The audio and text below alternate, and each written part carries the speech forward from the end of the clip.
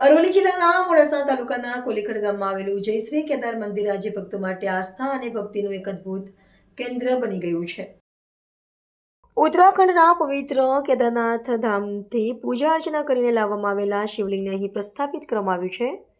આ કારણે મંદિરમાં પગ મૂકતા જ ભક્તોને કેદારનાથ જેવી જ આધ્યાત્મિક શાંતિ અને દિવ્ય અનુભૂતિ થાય છે.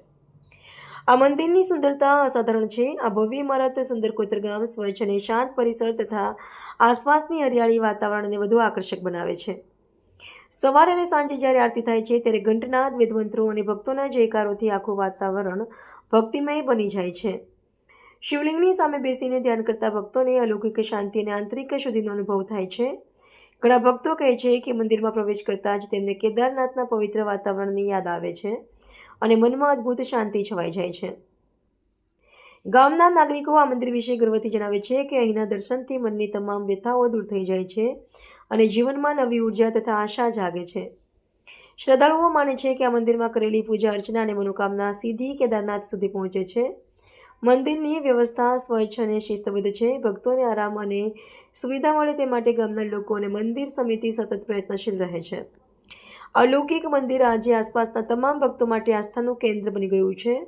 જે ભક્તો કેદારનાથ જઈ શકતા નથી તેમના માટે આ મંદિર એક વરદાન સમાન છે.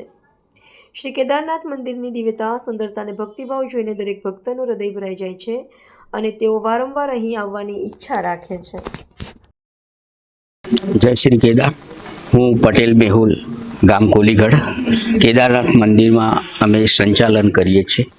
કેદારનાથ મંદિરનો ઇતિહાસ કહું તો અમારા ગામમાં અંબાજી માતાનું મંદિર હતું પણ શિવજીનું મંદિર નહોતું. તો અમારા ગામના યુવાનોએ વિચાર્યું કે આપણે શિવજીનું મંદિર બનાવીએ અને શિવજીનું મંદિર બનાવીએ. પછી યુવાનોનો વિચાર આવ્યો કે ઘણા લોકો કેદારનાથ નથી જઈ શકતા, વૃદ્ધ હોય, અપંગ હોય કે કોઈ બીજા કારણસર, વાતાવરણના કારણસર નથી જઈ શકતા. તો આપણે કેદારનાથ થીમ ઉપર આપણે મંદિર બનાવીએ. પછી અમે કેદારનાથ થીમ ઉપર મંદિર બનાવ્યું.